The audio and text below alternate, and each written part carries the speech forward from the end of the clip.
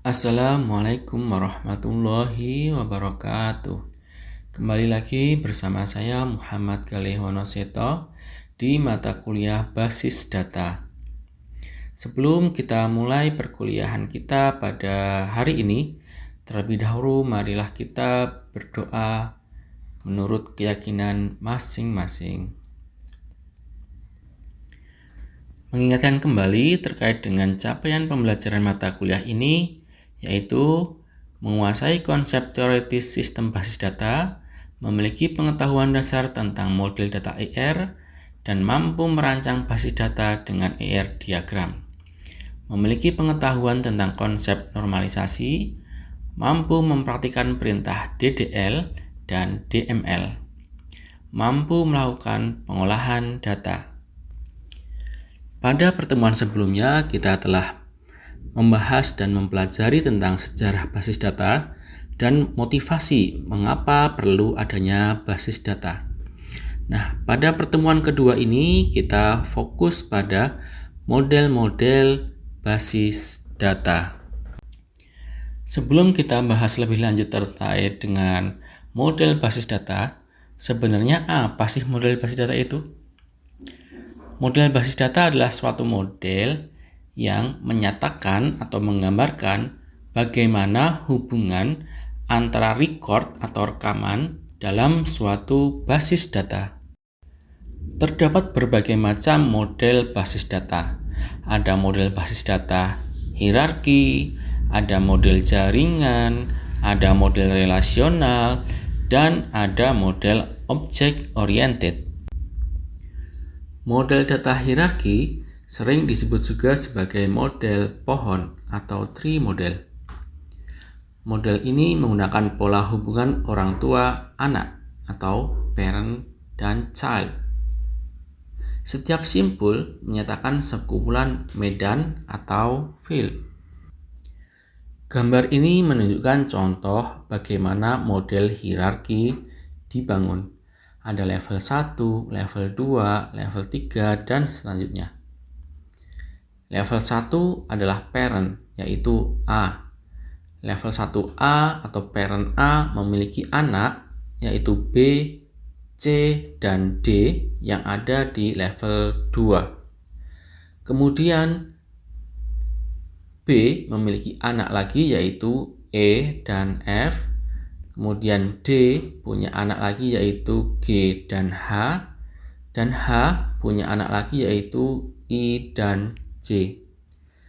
Beginilah bentuk dari model hierarki. Selanjutnya, bagaimana contoh model hierarki ini bila diterapkan dalam menggambarkan data dalam dunia nyata? Misalnya di sini ada dosen Midun SE. Beliau mengampu mata kuliah SIM dan mata kuliah database.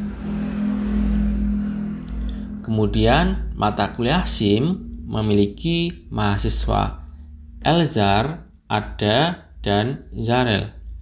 Kemudian mata kuliah database memiliki mahasiswa Rizky dan Riki. Sehingga model hierarki akan menggambarkan datanya menjadi seperti ini. Model yang kedua yaitu model jaringan. Model ini adalah perkembangan dari model hierarki.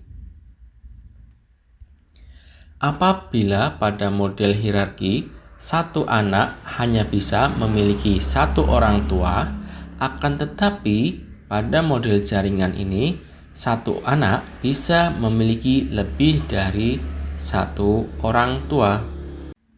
Sehingga dalam model jaringan, suatu data bisa berelasi satu ke satu, satu ke banyak, dan banyak ke banyak. Ini adalah contoh gambar dari model jaringan. Karena relasi yang terjadi begitu banyak, maka akan sangat mungkin apabila model jaringan ini membentuk model yang sangat kompleks dan sulit untuk dipahami. Model yang ketiga yaitu model relasional. Model ini ditemukan oleh E.F. Coate. Model ini dianggap model yang paling sederhana dan paling mudah dipahami karena hanya menggunakan sekumpulan tabel yang memiliki dua dimensi dan masing-masing relasi tersusun atas tabel atau baris dan atribut. Ini adalah contoh model relasional. Terdapat tabel, baris, dan kolom. Model relasional juga memungkinkan kita membuat banyak tabel dengan beberapa relasi. Terdapat beberapa istilah baru dalam model data relasional ini yang mungkin perlu kita ketahui. Misalnya saja relasi. Kalau kita katakan relasi, maka itu sama dengan tabel. Kemudian ada istilah tabel atau baris. Kemudian ada juga istilah atribut yang sebenarnya itu menunjuk pada kolom. Terdapat beberapa tools yang sangat populer dalam merancang basis data yang menggunakan konsep relational database. Di antaranya ada DB2 dari IBM, ada Oracle, ada MariaDB, MySQL, Microsoft SQL Server, Microsoft VisualFox Pro. Produk-produk ini mengadaptasi dari model basis data relasional. Agar semakin mudah dipahami, model basis data relasional biasanya digambarkan dengan ER diagram. Apa itu ER diagram? ER diagram adalah diagram yang menggambarkan relasi antar entitas.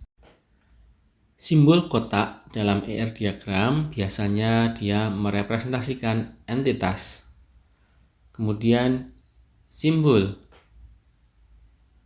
wajik melambangkan relationship, simbol oval melambangkan atribut, dan simbol garis melambangkan relasi. Contoh ini adalah contoh ER diagram yang menggambarkan relasi antara data employee dengan data department. Satu departemen memiliki banyak employee dan banyak employee berelasi dengan satu departemen. Ini adalah contoh ER diagram yang menggambarkan bagaimana rancangan basis data dalam sebuah perpustakaan. Selanjutnya, mari kita coba praktek membuat ER diagram dengan berbagai macam tools. Di antaranya ada Microsoft Visio, bisa juga menggunakan Draw.io, Visual Paradigma, Smart Draw, dan lain sebagainya. Selamat berpraktikum.